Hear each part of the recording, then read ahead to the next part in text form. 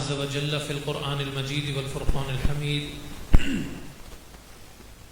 ألم تر إلى الذين خرجوا من ديارهم وهم ألوف حذر الموت فقال لهم الله موتوا ثم أحياهم إن الله لذو فضل على الناس ولكن أكثر الناس لا يشكرون صدق الله العظيم وبلغنا رسوله النبي الأمين الكريم ونحن على ذلك لمن الشاهدين والشاكرين والحمد لله رب العالمين۔ حضرت محترم اللہ رب العالمین کا بے پناہ فضل و کرم کہ اس نے ہمیں اپنی بارگاہ میں حاضری کی توفیق عطا فرمائی، قرآن کریم کو سمجھنے کی توفیق عطا فرمائی۔ اللہ رب العالمین ہمیں صحیح معنوں میں قرآن پاک کو سمجھنے کی اور صحیح معنوں میں اس پہ عمل کرنے کی توفیق عطا فرمائے۔ الحمدللہ سورہ بقرہ کے 31 رکوع کی تفسیر مکمل ہو گئی تھی اور آخری چند رکوع میں اللہ پاک نے نکاح کے، طلاق کے، رضاعت کے مسائل بیان فرمائے۔ اگر آپ ان مسائل سے پہلے کی آیات کو یاد کریں گے تو اس میں اللہ پاک نے خرچ کرنے کے حوالے سے، جہاد کے حوالے سے، بنی اسرائیل کے حوالے سے ان مضامین پر بھی قدر تفصیل کے ساتھ اللہ پاک نے بات فرمائی۔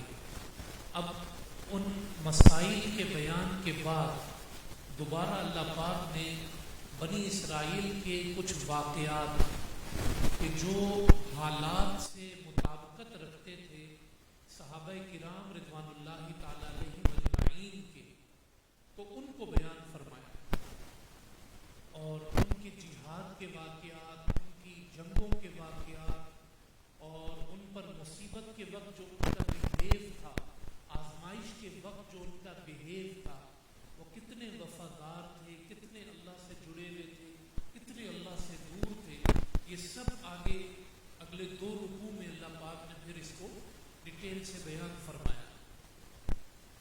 آپ سمجھیں کہ صحابہ کرام مکہ مکرمہ کو چھوڑ کر مدینہ منورہ میں آ گئے تھے، تو یہاں پر جو ہے وہ اب بدر پیش آنا تھا، احد پیش آنا تھا اور آگے بڑے بڑے معرکے تھے، تو اس لیے اللہ پاک اپنے نبی اور نبی کے صحابہ کی تعلیم و تربیت کا انتظام ارشاد فرمایا کہ أَلَمْ تَرَ إِلَى الَّذِينَ خَرَجُوا مِنْ دِيَارِهِمْ وَهُمْ أُلُوفٌ حَذَرَ الْمَوْتِ، کہ آپ نے ان لوگوں کو نہیں دیکھا کہ جو نکلے اپنے گھروں سے اور وہ ہزاروں کی تعداد میں تھے موت کے ڈر سے۔ ایک دفعہ ایسا ہوا کہ بنی اسرائیل کی بستیوں پر طاعون کا مرض آیا، تو یہ طاعون کے مرض کے ڈر کی وجہ سے اپنے گھروں سے نکل نکل کے جنگل کی طرف جانے لگے اور وہاں جا کے بسیرا ڈال لیا۔ تو اگر کسی بستی پر طاعون آ جائے تو ہر نبی کی تعلیم یہ ہے کہ پھر وہ جگہ نہ چھوڑی جائے، کوئی اس شہر سے باہر نہ نکلے، اگر موت آنی ہے تو آنی ہے، اب بھاگا نہیں جائے۔ انہوں نے اس کا الٹ کیا اور یہ باہر نکلے اور جنگل کی طرف چلے گئے۔ فقال لهم اللہ موتوا، اللہ پاک نے فرمایا کہ اللہ نے ان سے کہا کہ مر جاؤ، تو جنگل میں ان سب کی موت واقع ہوئی۔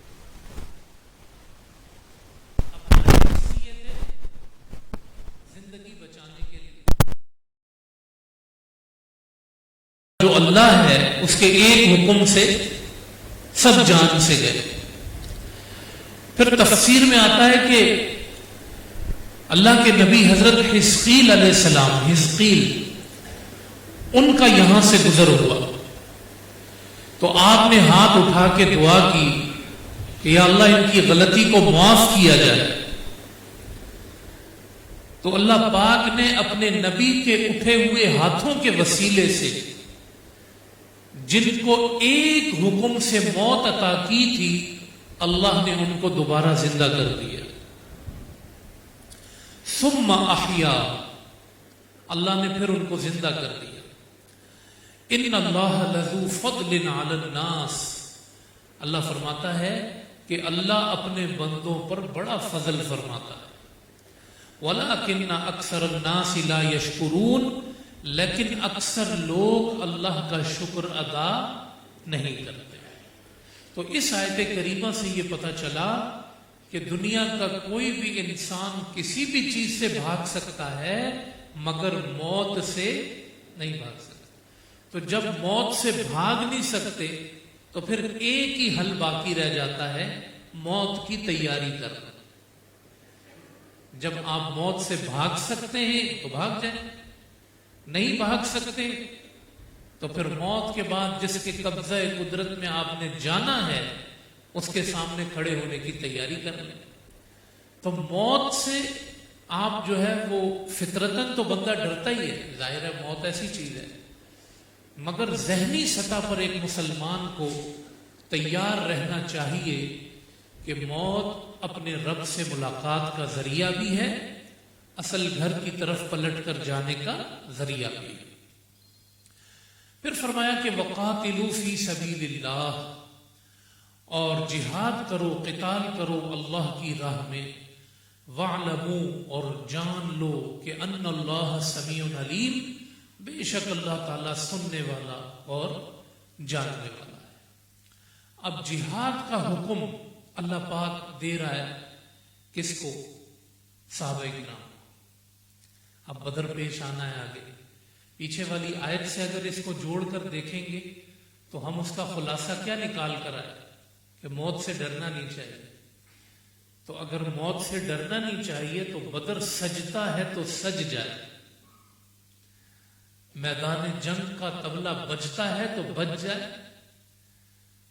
اور 313 جو بدر میں آئے تھے وہ اسی نیت سے آئے تھے کہ ہم وہ نہیں جو موت کے ڈر سے اپنی بستیاں چھوڑ دیں، ہم وہ ہیں جو موت کو آنکھوں میں آنکھیں ڈال کر سامنا کرتے ہیں. تو اب حکم دیا جا رہا ہے کہ قتال کریں اللہ کی راہ میں اور جان لیں کہ بے شک اللہ پاک سننے والا اور جاننے والا ہے. تو جہاد کی آیت آ گئی، دیکھیں دوبارہ.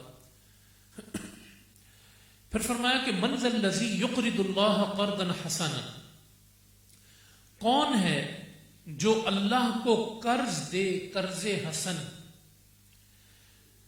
تو اللہ کیا کرے گا؟ فَيُضَاعِفَهُ لَهُ أَضْعَافًا كَثِيرًا، اللہ اس کو بہت زیادہ ڈبل کر کے تمہیں عطا فرما دے گا.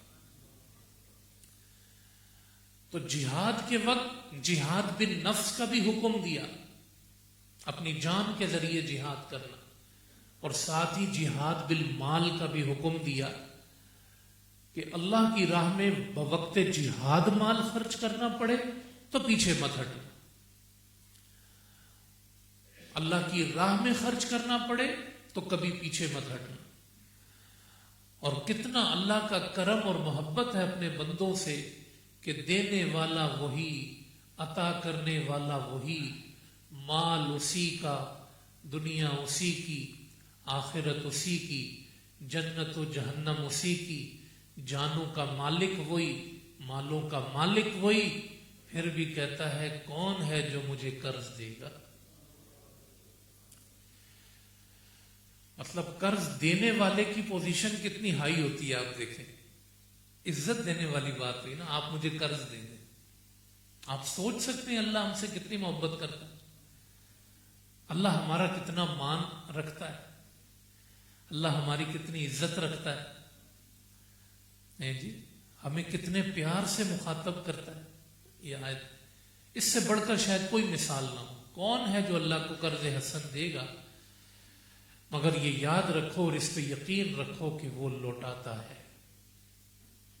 وہ دگنا چگنا کر دیتا ہے. اچھا، خرچ کرنے والے کا جو ڈر ہے اور نفسیات ہے اس کے مطابق جواب دیا. فرمایا واللہ یقبض و یبسط، رزق قبضہ بھی وہی کرتا ہے. کسی کا رزق کم ہو گیا اللہ فرماتا ہے وہی کرتا ہے. وَيَبْسُطْ، اور جس کا رزق پھیلتا ہے تو وہی پھیلاتا ہے. تمہیں کیوں ٹینشن ہو رہی ہے کہ تمہارے دینے سے مال کم ہو جائے گا؟ کیا یہ تمہارے ہاتھ میں ہے؟ یہ اصول تم نے طے کرنے ہیں کہ میں اکاؤنٹ میں جمع کر کے رکھوں گا تو میرا رزق بڑھتا رہے گا. یہ کہاں سے آ گیا؟ کیا بینک کا اکاؤنٹ تمہیں رزق دیتا ہے؟ کیا تمہارا کاروبار تمہیں رزق دیتا ہے؟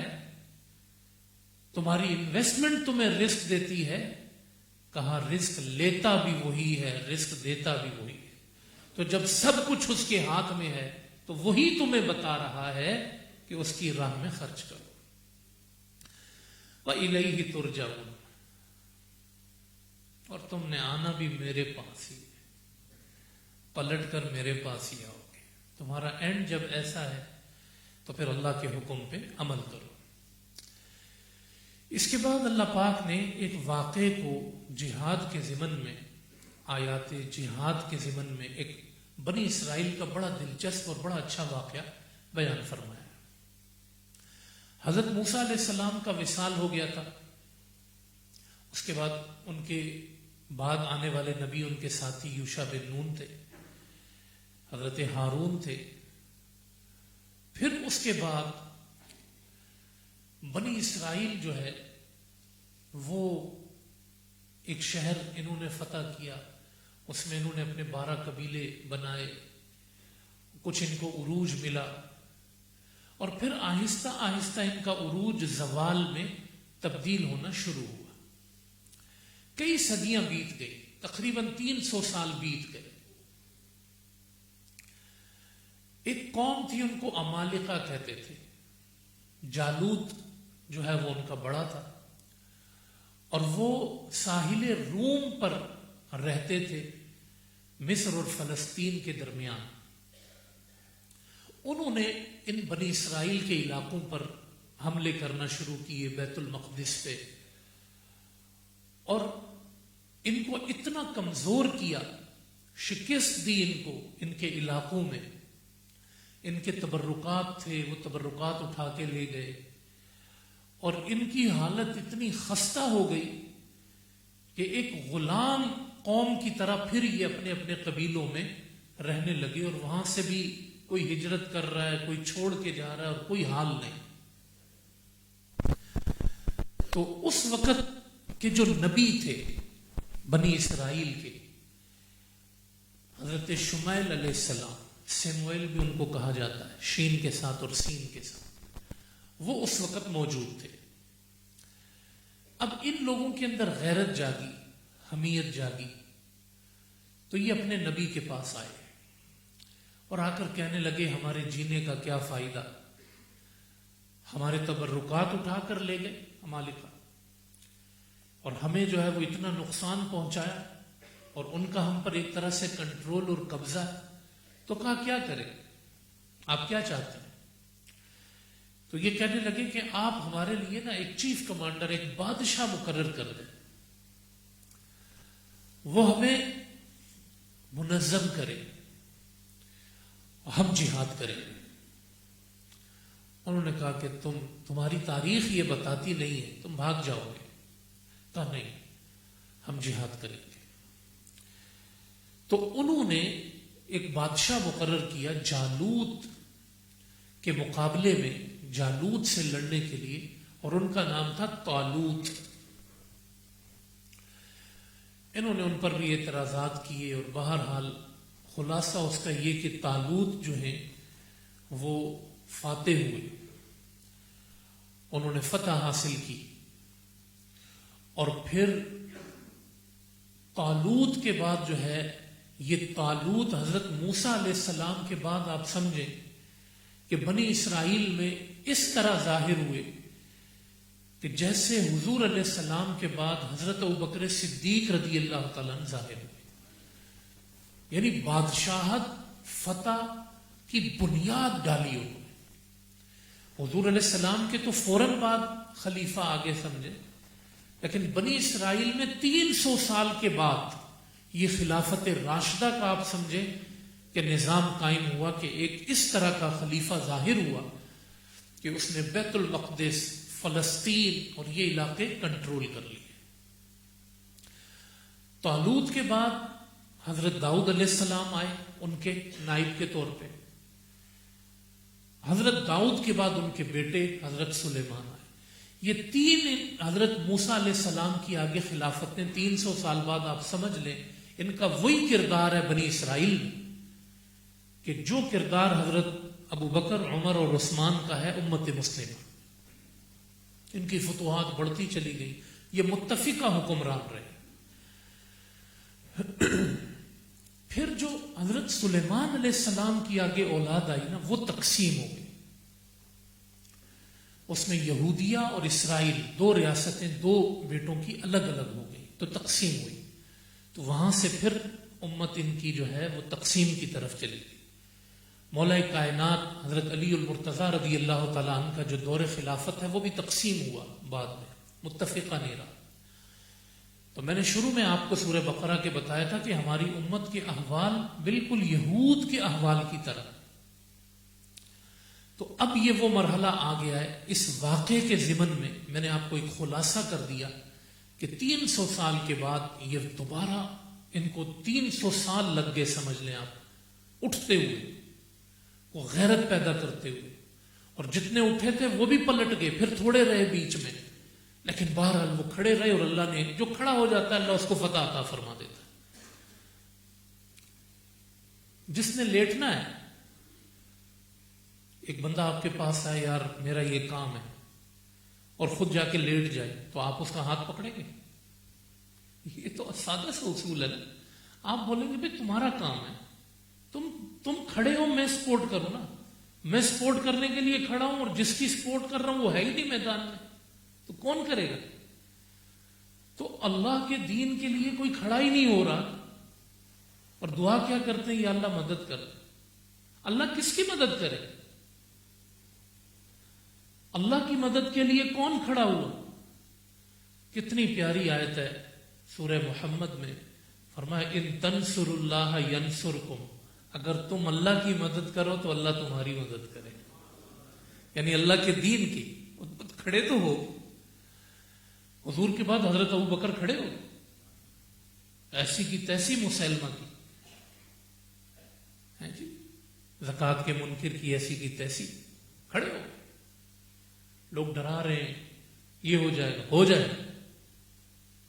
حضرت ابو بکر جیسا بہادر نہیں کوئی دنیا میں۔ حضرت عمر دیکھے میدان میں کھڑے تھے، کیسر و کسرا ہے سامنے، کیسر و کسرا ہے، بولا اس کو اٹھا کے ماریں گے زمین۔ کم تھے مسلمان، اللہ نے جو کھڑے ہو جائے نا اللہ کے دین کے لیے۔ آپ کو دین کا کوئی بھی کام جب آپ کرنا شروع کریں گے، اللہ کے لیے کوئی کام کریں گے، آپ کی پشت پہ اللہ کا ہاتھ آ جائے گا، دستے قدرت آ جائے گا۔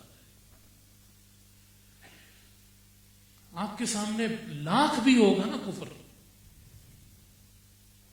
حضرت ابراہیم کتنے تھے اپنے دور میں؟ ایک تھے۔ اللہ نے ان کو کہا یہ امت ہے، پوری امت ہے، کھڑا ہے نا، ایک امت ہے پوری۔ کتنی حیرت کی بات ہے، لاکھوں لوگ ان کی نا ان کی امت میں، اور حضرت ابراہیم بت توڑ رہے ہیں۔ وہ کر سکتا ہے؟ ان کا جان جائے گی یار، جان جائے، بیٹے کو کاٹنا ہے، کاٹ دیا، چھری تو رکھ دی نا۔ ایک بندہ اگر اللہ کے لیے کھڑا ہو جائے نا، یاد رکھیں اللہ اس کے ساتھ کھڑا ہے۔ اللہ نے یہ فلسفہ قرآن میں دے دیا۔ تو بہرحال اس کے ضمن میں چند چیزیں واقعات میں آئیں گی۔ فرمایا کہ الم تر الی الملأ من بنی اسرائیل، کیا آپ نے دیکھا بنی اسرائیل کے ان بادشاہوں کی طرف موسیٰ کے بعد، یہ میں نے بتایا 300 سال کے بعد یہ تحریک بنی، اذ قالوا لنبی، جب انہوں نے اپنے نبی سے کہا، اور وہ نبی کون تھے؟ شموئیل یا سموئیل علیہ السلام، ابعث لنا ملکا، ہمارے لیے ایک بادشاہ مقرر کر دیں، نقاتل فی سبیل اللہ، ہم اللہ کی راہ میں جہاد کریں گے۔ قال هل عصیتم، اور نے کہا مجھے ایسا لگتا ہے ان کتب علیکم القتال، کہ اگر تم پہ جہاد فرض ہو گیا، ابھی تو سارے سوئے پڑے ہیں نا، لیکن تم کہتے ہو نہیں ہم نے لڑنا ہے. اللہ نے آیتیں اتار دی میرے اوپر کہ جاؤ جہاد کرو، تو جہاد تم پہ ہو جائے گا فرض. تو مجھے لگتا ہے کہ جب تمہارے اوپر جہاد فرض ہو جائے گا، ان کتب علیکم القتال، اگر تم پہ فرض کر دیا گیا جہاد، اللہ تو قاتلو، پھر تم لڑو گے نہیں. قالوا، وہ کہنے لگے وما لنا الا نقاتل، کہنے لگے حضرت ہمیں کیا ہو گیا ہے کہ ہم نہ لڑیں فی سبیل اللہ، اللہ کی راہ میں. وقد اخرجنا من دیارنا، ہمیں ہمارے شہروں سے نکال دیا گیا، ہانک دیا گیا. وابنائنا، ہمارے بچے گرفتار کیے ہوئے، ان کو غلام بنا لیا، بیٹیاں اٹھا کے لے گئے، بیٹے اٹھا کے لے گئے. ہم اب لڑیں گے نہیں تو کیا کریں گے، کس کے لیے جئیں گے؟ اللہ فرماتا ہے فلما کتب علیہم القتال، جب اللہ کا حکم آ گیا ان پر، فرض کر دیا گیا ان پر جہاد، تولوا، یہ پھر گئے. تحریک بہت بڑی بنی تھی. الا قلیلا منہم، مگر بچے بہت تھوڑے لوگ بچ گئے. تحریک بڑی تھی. شروع میں ایک ہوتا ہے مار دیں گے، یہ کر دیں گے، جب اصل میدان سجتا ہے تو بھاگ جاتے ہیں لوگ، ساتھ چھوڑ دیتے ہیں. یہ آیت ہمیں بتا رہی ہے کہ استقامت کتنی بڑی چیز ہے. اللہ کے دین کے لیے کھڑے ہونا صرف باتیں نہیں، میدان عمل میں. پھر گئے مگر ان میں سے قلیل لوگ. واللہ علیم بالظالمین، اللہ ظالموں کو جانتا ہے. وقال لهم نبیہم، اور ان کے نبی نے ان سے فرمایا ان اللہ قد بعث لکم طالوت ملیکا، کہ اللہ نے چن لیا ہے تمہارے لیے بادشاہ کو. طالوت کو اللہ نے تمہارے لیے بادشاہ بنا دیا.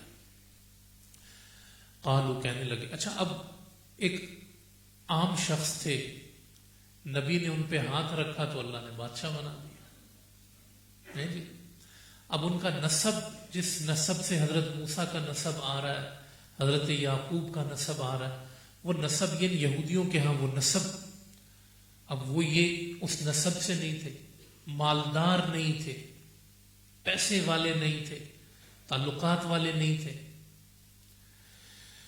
قالو، تو کہنے لگے انا یکون لہ الملک علینا، یہ ہم پہ کہاں سے بادشاہ بن گیا، یہ ہمارے اوپر کیا بادشاہت کرے گا. وَنَحْنُ أَحَقُّ بِالْمُلْكِ، ہم خود بادشاہت کے بڑے حقدار ہیں. حضرت صاحب اتنے بڑے سردار ہیں، حضرت صاحب اتنے بڑے سردار ہیں، ان کی اتنی زمینیں، اتنی پراپرٹیاں، اتنے غلام ہیں، ان کا نسب اتنا اعلیٰ ہے، فلاں، یہ باتیں شروع کر دی. وَلَمْ يُؤْتَ سَعَةً مِنَ الْمَالِ، کہنے لگے ان کے پاس تو کوئی مال بھی نہیں ہے، طالوت کے پاس تو کوئی مال بھی نہیں ہے. اس سے پتہ چلا کہ اللہ جسے بادشاہ بناتا ہے اس کے لیے نسب ضروری نہیں ہوتے، اس کے لیے مال ضروری نہیں ہوتا. اللہ جس کو چن لے تو چن لیتا ہے. ہمارے ہاں یہ ہو گیا ہے کہ جی ایک سجادہ نشین جو ہوتے ہیں بیٹھ جاتے ہیں گدیوں پہ. حضرت صاحب کے بیٹے کوئی کام کریں نہ کریں، دین پہ چلے نہ چلے، حضرت صاحب کے بیٹے. حضرت صاحب کے بیٹے تو کیا ہوا، معیار کیا یہ تھا؟ یہ دیکھ لیں آپ، یہودیوں نے بھی یہی اعتراض کیا. عالم دین کے ساتھ کوئی نہیں کھڑا ہوا. کیوں؟ صاحبزادہ صاحب نہیں ہے. عطا فرمائے. وقال لهم نبیہم، اچھا اب یہ کہنے لگے کہ بھائی کچھ اور ان کی فضیلت تو پتہ چلے نا، کوئی نشانی ہے، ہمیں نشانی سے پتہ چلے کہ یہ واقعی ہمارے بادشاہ مقرر ہوئے ہیں. تو ان کے نبی نے فرمایا کہ ان آیت ملکی، ان کی بادشاہت کی جو نشانی ہے وہ یہ ہے ان یأتیکم التابوت، تمہارے پاس وہ تابوت آ جائے گا، فیہ سکینۃ من ربکم، جس میں سکون ہے تمہارے رب کی طرف سے، تسکین ہے. وبقیۃ، اور تبرکات ہیں، بقیات ہیں، مما ترکا جو چھوڑے ہیں، آل موسیٰ آل موسیٰ نے، و آل ہارون اور آل ہارون نے، جو نسل در نسل آل موسیٰ و آل ہارون سے تمہارے تبرکات آ رہے ہیں۔ مفسرین نے لکھا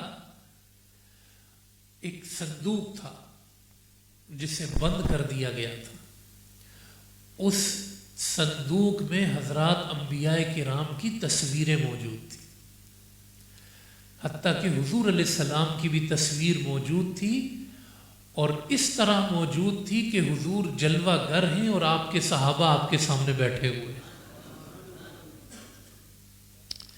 یہ حضرت آدم علیہ السلام کو ملا تھا اور ان سے آگے چلا آ رہا تھا۔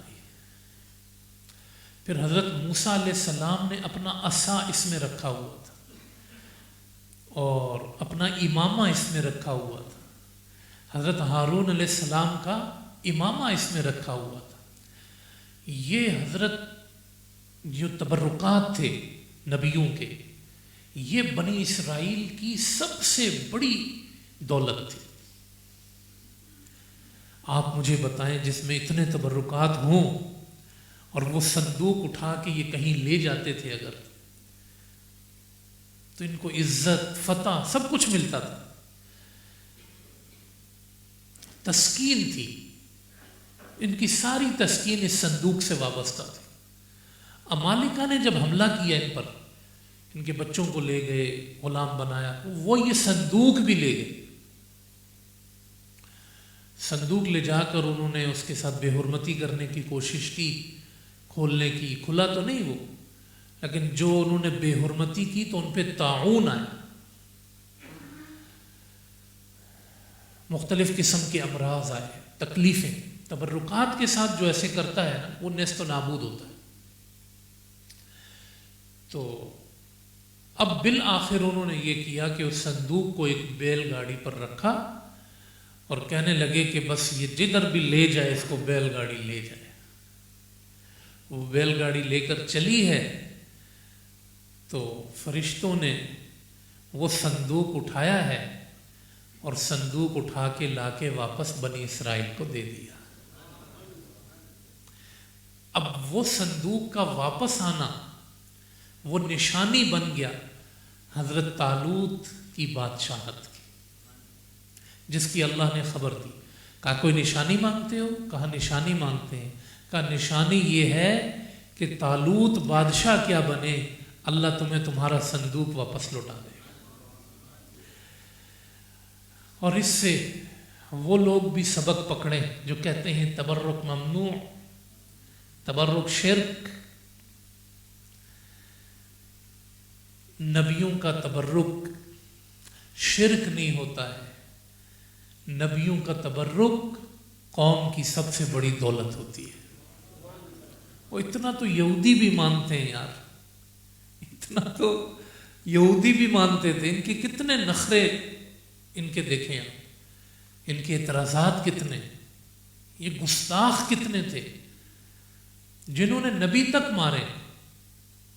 قرآن نے کہا نا یقتلون الانبیاء، نبیوں کو قتل بھی کیا، لیکن تبرکات پر ان کا بھی عقیدہ تھا، انہوں نے بھی دیکھا ہوا تھا کہ یار تبرک جو ہے نا، یہ تو کھلی آنکھوں سے۔ تو حضور علیہ السلام کے کتنے ہی تبرکات محفوظ تھے جو یہ نجدیوں نے، یہ امت مسلمہ پر عذاب جو آتے ہیں نا، یہ بنیاد یہی۔ حضور علیہ السلام نے جن پتھروں پر آرام فرمایا، جن درختوں کے نیچے بیٹھے، جن باغوں میں حضور گئے، جو کھجوریں حضور نے ہاتھوں سے لگائیں، کیا کیا تھا مدینے میں، سب تہس نہس کر دیا، اکھاڑ اکھاڑ کے پھینکا سب۔ تو یہ دیکھیں قرآن کہہ رہا ہے، میں اس کا ترجمہ کرتا ہوں، آپ بولیں گے کہ یہ کوئی قصہ کہانی ہے، یہ قرآن کی آیت ہے۔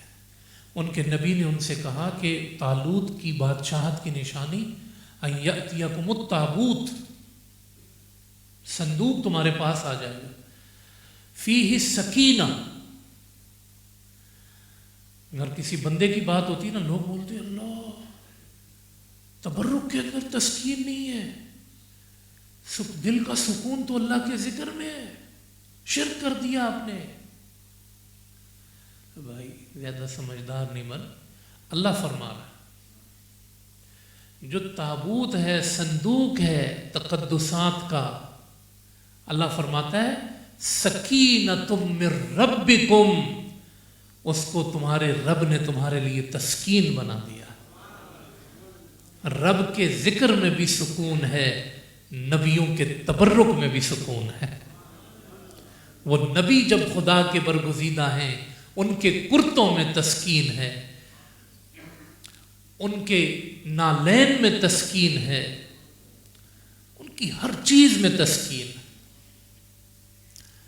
حضرت یعقوب علیہ السلام کے لیے حضرت یوسف نے کرتا بھیجا تھا، مینا ہی واپس آ گئی تھی۔ یہ کس نے بتایا؟ قرآن نے بتایا۔ تو قرآن جب بات کرتا ہے تو بڑی وضاحت کے ساتھ قرآن نے کہا ترک آل موسیٰ و آل ہارون تحملہ الملائکہ ان فی ذلک لآیۃ لکم ان کنتم مؤمنین، اس میں تمہارے لیے بڑی نشانیاں ہیں اگر تم ایمان لانے والے ہو۔ فلما فصل طالوت بالجنود، اب جب طالوت وہ لشکر لے کے چلے، اچھا اب یہ بڑھ رہے ہیں عمالقہ کی طرف لڑنے کے لیے، فتح حاصل کرنے کے لیے، بڑا لشکر تھا اس وقت۔ آگے ایک نہر آئی، اچھا اب جالوت کے سامنے جا کے کھڑے ہونا، اس کے لشکر سے لڑنا، یہ ایک بڑی آزمائش تھی۔ اس بڑے ٹیسٹ سے پہلے ایک چھوٹا ٹیسٹ رکھا گیا۔ یہ فطرت کا تقاضا بھی ہے کہ عہد نبوی میں بھی ایسا ہوتا تھا کہ بڑے بڑے معرکوں سے پہلے جی ٹیسٹ ہوتا ہے کہ بھئی آپ یہ چھوٹی چیز پہ آپ عمل کر لیں، پھر آپ اس سے بڑا، پھر اس سے جیسے 3 مہینے بعد ایک امتحان آتا ہے، پھر 6 مہینے بعد پھر سالانہ آتا ہے۔ یہ ہماری جو نمازیں ہوتی ہیں نا، یہ چھوٹے چھوٹے ٹیسٹ ہوتے ہیں ہمارے۔ لوگ کہتے ہیں یار نمازیں نہیں پڑھی تو کیا ہوا؟ تو اللہ کے سامنے کھڑے ہی نہیں ہو رہے تو دشمن کے سامنے کیا کوئی کھڑا ہوگا؟ یہ آزمائشیں ہوتی ہیں ہماری، اللہ سے ہم کتنے ہم اللہ کے ساتھ جڑے ہوئے۔ اسی طرح کی ایک چیز یہاں بھی آئی۔ تو جب طالوت لشکر لے کر چلے تو قال، کہنے لگے ان اللہ مبتلیکم بنہر، اللہ تمہیں آزمانے والا ایک نہر کے ذریعے۔ آگے ایک نہر آئی، گرمی کا موسم تھا، شدید پیاس تھی، فرمایا اس نہر سے پانی پینا ہے، مگر چند چلو پانی پینا ہے۔ جس نے پانی زیادہ پیا وہ بیمار ہو جائے گا اور نہیں جا سکے گا آگے، یہ یاد رکھو۔ ٹیسٹ یہ ہے کہ تم نے پانی تھوڑا، اب یہ ہے نفس پہ کنٹرول۔ آپ کو پیاس بھی لگ رہی ہے مگر آپ کے بادشاہ نے کہا ہے کہ پانی تھوڑا پینا ہے تو آپ نے تھوڑا پینا ہے۔ تو اگر آپ یہاں کامیاب ہوگے تو آگے پھر دیکھتے ہیں، جالوت کو بھی دیکھتے ہیں۔ مگر یہ نہر پہ پڑے اور پیاسوں کی طرح ٹوٹے نہر پہ خوب پانی پیا انہوں نے، پانی پی پی کے ادھر لیٹ گئے، ان کے ہونٹ زرد پڑ گئے۔ اچھا استسقا میں مبتلا ہوئے، یعنی کہنے کہ پانی دو، بس جہاد نہیں کرنا، اب پانی چاہیے، بس پانی پہ پانی پیے جانے، یہ ادھر ہی رہے۔ پھر بہت کم لوگ ایسے تھے جنہوں نے چلو بھر پانی پیا۔ تو بہرحال یہ ایک جو ہے وہ آزمائش کے لیے تھا۔ بعض حکیم اس میں سے یہ بھی نکالتے ہیں کہ پانی تھوڑا پینا چاہیے، ڈاکٹر نہیں مانتے اس کو، ڈاکٹر کہتے ہیں خوب پانی پیو، 8 گلاس 12 گلاس۔ بہرحال یہ واقعہ قرآن میں موجود ہے۔ حضرت داتا علی حجویری رحمۃ اللہ علیہ فرماتے ہیں کہ جس طرح کھانے کی ایک لمٹ ہوتی ہے، پانی بھی سچی پیاس سے پینا چاہیے، بلا وجہ پانی گھٹا گھٹ نہیں پینا چاہیے، جتنی پیاس لگے اتنا آپ پانی پی لیں۔ اور عہد نبوی میں بھی پانی کم ہی ہوتا تھا، اور گرمیاں بھی زیادہ تھی، لیکن ایسا کوئی سنت سے نہیں ملتا کہ 8 اور 12 اور 15 گلاس، جتنی پیاس ہے اتنا پانی پیا جائے۔ اور ایک عجیب سا لنک ہے اس میں، تعلق ہے، مجھے کسی نے کہا کہ بولا زیادہ پانی پینے سے بندہ بزدل ہوتا ہے۔ اس واقعے میں بھی ایسا ہی ہے، میں اس کا حکم نہیں نکال رہا لیکن ایک مشابہت بتا رہا ہوں آپ کو۔ تو فرمایا کہ ان اللہ مبتلیکم بنہر، اللہ ایک نہر کے ذریعے تمہیں آزمائے گا، فمن شرب منہ، جو اس سے پانی پیے گا، فلیس منی، وہ میرا نہیں، ومن لم یطعمہ فانہ منی، جو اس سے پانی نہیں پیے گا وہ میرا ہے، الا من اغترف غرفۃ بیدی، مگر تھوڑے 1-2 چلو جس نے پی لیے، فشربوا منہ، سب نے پیا اس میں سے، الا قلیلا منہم، مگر تھوڑے لوگ بچے، فلما جاوزہ ہوا والذین آمنوا معہ، اب جب دشمن کے سامنے مقابلے کا وقت آیا، چلو بھائی اب لڑنے، قالوا، کہنے لگے لا طاقت لنا اليوم بجالوت وجنودی، کیا بات کر رہے ہیں، جالوت سنا اتنا لمبا تڑنگا، اس کی فوج، اس کا اسلحہ، ہم یہ اچھا دیکھیں پیچھے سے لڑنے کے لیے آئے، یہ جو نے ٹیسٹ میں ناکام ہوئے، پانی پہ پانی پی کے جو منع کیا گیا تھا، اب یہ مزدل ہو کہ لگے لا طاقت لنا اليوم بجالوت وجنودی، ہم جالوت اور اس کے جنود یعنی اس کے لشکر سے ہم نہیں لڑ سکتے۔ اچھا وہ جو تھوڑا پانی پینے والے تھے، قال الذین، وہ یظنون انہم ملاقو اللہ، جن کا یہ گمان تھا کہ اگر مر بھی گئے تو کیا ملاقات تو اللہ ہی سے کرنی ہے، وہ جو تھوڑے بچ گئے، قال، انہوں نے کہا، کم لوگ وہ کہنے لگے، اب وہ تو کم بچے تھے، تعداد کم ہو گئی، کم من فئۃ قلیلۃ غلبت فئۃ کثیرۃ باذن اللہ، کتنے ہی قلیل گروہ ہوتے ہیں جو کثیر گروہوں پہ غالب آ جاتے ہیں، اور ڈرے نہیں، اور انہوں نے کہا کہ ہم تھوڑے ہیں مگر تھوڑے بھی کبھی غالب آ جاتے ہیں بڑوں پہ، کچھ نہیں ہوتا، یہ تعداد کی وجہ سے آج یہاں نہیں رکیں گے، ہم نے اپنے نبی سے وعدہ کیا تھا کہ وفا کریں گے، انہوں نے ہمارے لیے بادشاہ مقرر کیے، جہاد کا حکم اللہ نے ہمیں دے دیا، آج تم لوگ یہاں آ کے پھر رہے ہو، ہم جتنے بھی رہ گئے مر جائیں گے، شہید ہو جائیں گے، مگر اب واپس نہیں جائیں گے، اور ہم نا امید بھی کیوں ہوں، ہم جس اللہ کے رستے پر چلے ہیں اس کا چھوٹا لشکر بڑے لشکروں پہ غالب آ جاتا ہے، اس کا 313,000 پہ غالب آتا ہے۔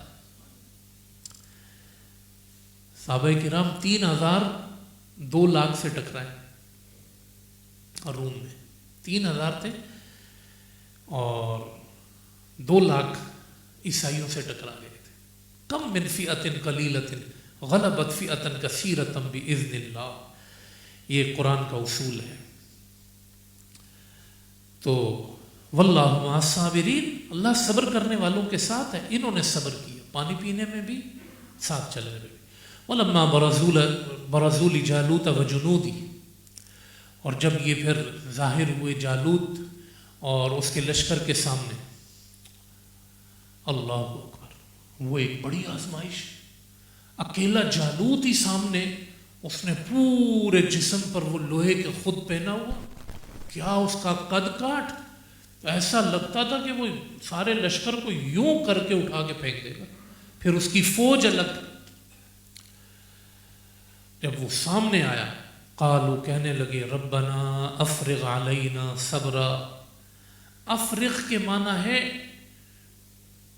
ڈال دینا، انڈیل دینا، جیسے کوئی آپ کپ اٹھاتے ہیں یا جگ اٹھاتے ہیں اور کوئی چیز کسی میں انڈیل دیتے اور جگ کو بالکل خالی کر دیتے، یہ دعا ہے، افرغ علینا صبرن۔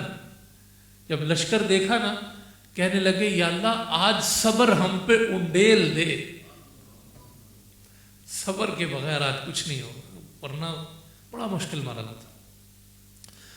افرغ علینا صبرن، صبر ہم پہ انڈیل دے، وثبت اقدامنا، اور ہمارے قدم مضبوط کر دے، ثبت اقدام، یہ بڑی دعا ہے قرآن کی، اس کو پڑھنا چاہیے۔ وانصرنا علی القوم الکافرین، اور ہماری کافروں کے خلاف مدد فرما۔ آخری دو آیتیں، فَهَزَمُوهُمْ بِإِذْنِ اللَّهِ، اللہ کے اذن سے انہوں نے جالوت اور اس کے لشکر کو بھگا دیا۔ اچھا، اب جالوت کو کون مارے؟ اس کو مارنا ایک مسئلہ تھا۔ یہاں جو حضرت داؤد علیہ السلام تھے نا، وہ طالوت کی فوج میں تھے اور آئے جہاد کے شوق میں تھے، اور تھے ایک گدڑیے اور چرواہے پیشے کے اعتبار سے، غریب انسان تھے، مگر نبی کی محبت اور جہاد کی محبت تھی دل میں۔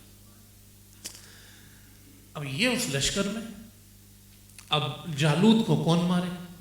ان کے پاس یا تو ایک رسی تھی حضرت داؤد کے پاس، جس رسی کو نا یا تو یہ اس کے آگے کوئی ایک ایسا باکس بنا تھا جس میں یہ پتھر رکھتے تھے اور اس کو یہ گھما کے یوں پھینکتے تھے پتھر کو۔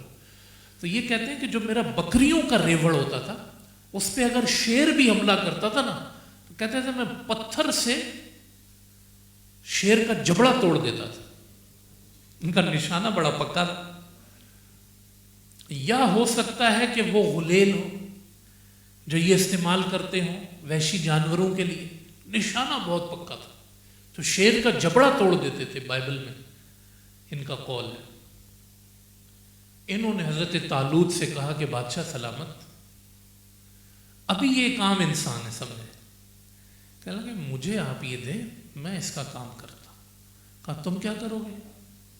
کہا آپ دیکھیں تو صحیح۔ اس نے جو خود پہنا ہوا تھا پورا، صرف اس کی آنکھیں کھلی ہوئی تھی، انہوں نے وہ رسی گھمائی اور وہ پتھر مارا اس کی آنکھ میں، ایک پتھر سے انہوں نے اس کا دماغ پھاڑ کر رکھ دیا۔ کم من فئۃ قلیلۃ غلبت فئۃ کثیرۃ بإذن اللہ۔ جی یہ جو بڑے بڑے ہوتے ہیں یا تو مکھی سے مارے جاتے ہیں یا حضرت داؤد کی غلیل سے مارے جاتے ہیں۔ ابرہہ کا لشکر اللہ نے کس سے مارا؟ اتنی کنکریاں تھیں، ابابیل، ابابیل، اللہ اکبر، چڑیا کی طرح ایک پرندہ جو پانی پیے تو پانی میں فرق نہیں پڑتا، ایک قطرہ پانی کا لے اس کی چونچ ہے کیا؟ بھئی میزائل تو نہیں تھا، ابابیل۔ اللہ بتاتا ہے کہ اللہ کس سے کیا کام لے سکتا ہے۔ بڑے لشکر جی ابرہہ کیا لے کر آ رہے؟ ہاتھی لے کر آ رہے۔ اللہ نے ابابیل بھیجی، اتنے میزائل سسٹم ہے یہ قرآن میں ہے جی، یہ قرآن میں ہے۔ آپ یا تو ابرہہ کے ابابیل کو دیکھ لو یا حضرت داؤد کی غلیل کو دیکھ لو، یا جو ہے وہ جو مچھر گھس گیا اس کے نمرود کے دماغ میں، سب میرے رب کی قدرت ہے۔ اللہ کہتا ہے کھڑے ہو جاؤ، میری مکھی بھی لشکر تباہ کرے گی، میرے تو بنو۔ تو انہوں نے قتل کر دیا۔ حضرت طالوت نے یہ اعلان کیا تھا کہ جو جالوت کو مارے گا اپنی بیٹی کا نکاح کراؤں گا اس سے۔ تو بادشاہ تھے، انہوں نے مار دیا، تو یہ بادشاہ کی بیٹی سے نکاح ہو گیا ان کا، حضرت طالوت کا۔ اور جب حضرت طالوت کا انتقال ہوا تو حضرت داؤد بادشاہ بن گئے وراثت میں۔ جب وراثت کی گدی پہ بیٹھے، اللہ نے کہا داؤد تم صرف بادشاہ نہیں ہو، ہم نے تمہیں نبی بھی بنا دیا۔ یہ ایسے نبی بنے اور بادشاہ بنے حضرت داؤد۔ پھر آگے ان کا بیٹا بادشاہ سلیمان۔ یہ ہے فرمایا فَهَزَمُوهُمْ بِإِذْنِ اللَّهِ، اللہ کے حکم سے بھگایا ان کو۔ وَقَتَلَ داود جالوت، اور داؤد نے جالوت کو قتل کیا۔ وَآتَاهُ اللَّهُ الْمُلْكَ، پھر اللہ نے داؤد کو ملک عطا کیا، صرف ملک نہیں، والحکمہ، اور نبوت بھی عطا فرمائی۔ وَعَلَّمَهُ مِمَّا يَشَاءُ، اور پھر اس کے علاوہ بھی اللہ نے داؤد کو کیا کیا سکھایا۔ مما یشاء، یہ اللہ جانتا ہے۔ دیکھیں یہ نبیوں کا ذکر ایسے آتا ہے قرآن میں، لوگ کہتے ہیں نبی کے پاس یہ علم نہیں تھا، وہ علم نہیں تھا. اللہ نے دیکھو 3 جملے بولے، آتاہ اللہ الملک، ملک بھی ہم نے دیا ان کو، والحکمہ، بھلائی اور نبوت بھی ہم نے دی، وعلمہ مما یشاء. کیا یہ 2 چیزیں کافی نہیں تھی؟ کہا اور اس کے علاوہ بھی پھر کیا کیا سکھایا داؤد کو ہم نے. تلاوت کرتے تھے تو پرندے بیٹھ کے سنتے تھے، سمندر ٹھہر جاتا تھا، پانی رکتے تھے، پہاڑ ہلتے تھے، درخت ہلتے تھے، پرندے آ جاتے تھے، پرندے ہی پرندے، پرندے ہی پرندے. اور بنی اسرائیل وہی شکار کر کے بھی کھاتے تھے. ان سے اللہ پوچھے گا. تو فرمایا کہ وَآتَاهُ اللَّهُ الْمُلْكَ وَالْحِكْمَةَ وَعَلَّمَهُ مِمَّا يَشَاءُ. اب اللہ فرماتا ہے وَلَوْلَا دَفْعُ اللَّهِ النَّاسَ بَعْضَهُمْ بِبَعْضٍ لَفَسَدَتِ الْأَرْضُ. اللہ اگر بعض کا کام بعض سے نہ کرے نا، لَفَسَدَتِ الْأَرْضُ، تو زمین فاسد ہو جائے. اگر زمین میں اللہ کہتا ہے میرے مجاہد کھڑے نہ ہو نا، یہ کافر تو ستیہ ناس کر دیں، تہس نہس کر دیں. وَلَكِنَّ اللَّهَ ذُو فَضْلٍ. یہ بڑا مشکل لگتا ہے جہاد، لیکن اللہ فرماتا ہے یہ اسی وجہ سے تو زمین بچی ہے، مجاہدین کی وجہ سے، جو عدل کا نظام لے کر آتے ہیں، حق کا نظام لے کر آتے ہیں. وَلَكِنَّ اللَّهَ ذُو فَضْلٍ عَلَى الْعَالَمِينَ. لیکن اللہ فضل فرماتا ہے سارے جہان والوں پر. اور اس کا ایک مطلب یہ ہے کہ اللہ بعض کے ذریعے بعض کی مدد نہ فرمائے، بعض کے ذریعے بعض کی چیزیں دور نہ کرے. اس کا ایک معنی یہ ہے کہ جو تمہارے محلے میں اٹھ کے فجر کی نمازیں پڑھتے ہیں، ان کی وجہ سے اللہ نے سب کو بچا رکھا ہے. جو تمہارے درمیان کچھ رحم دل ہے نا، نرم دل والے، سخت دل، ان کی وجہ سے آج بچے ہوئے ہیں. اگر اللہ نے یہ سسٹم نہ بنایا ہوتا، وہ تمہارے کمزوروں کی وجہ سے تمہیں رزق دیتا ہے. کتنا بڑا جملہ آپ دیکھیں. آپ کہتے ہیں میری ذہانت سے میرا کاروبار یہاں پہنچ گیا، میں نے یہ کر لیا، میں نے وہ کر لیا. آپ اندازہ نہیں کر سکتے میں نے کتنی تگ و دو کی. اور حضور نے ایک جملے میں حقیقت بتائی.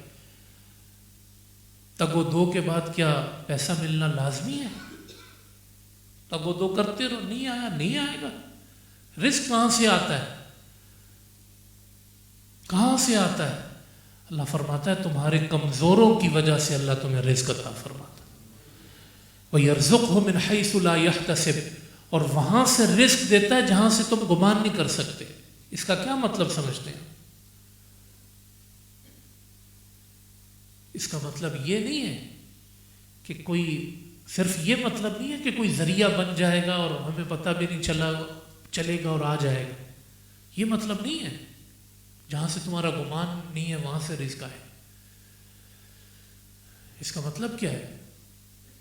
مولا کائنات سے کسی نے کہا کہ اگر ایک باکس بنا کے ہم اس کے اندر پرندہ ڈال دیں، اس کا رزق کہاں سے آئے گا؟ اگر اس کا رزق مقرر ہے وہ کہاں سے آئے گا؟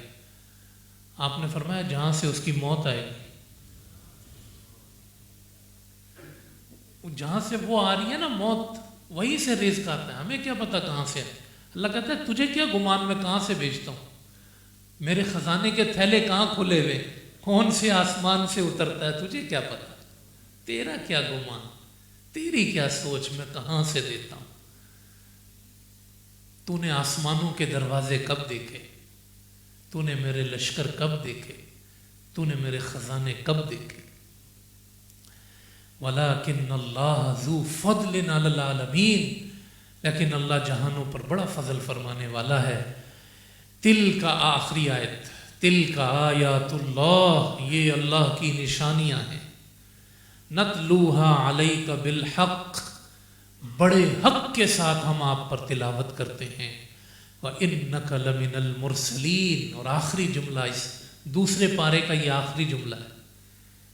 یہ ساری باتیں کرنے کے بعد جو صحابہ کرام کو بدر کے لیے تیار کیا جا رہا ہے، صبر کیسے کرنا ہے، اپنے حکمران کے پیچھے کیسے چلنا ہے، کنٹرول کیسے کرنا ہے، اللہ پہ یقین کتنا رکھنا ہے، توکل کتنا کرنا ہے، یہ ساری باتیں بتانے کے بعد آخری جملے میں اللہ فرماتا ہے وَإِنَّكَ لَمِنَ الْمُرْسَلِينَ، اور زمانہ سن لے ہم نے مصطفیٰ کو اپنا رسول بنا کے بھیجا۔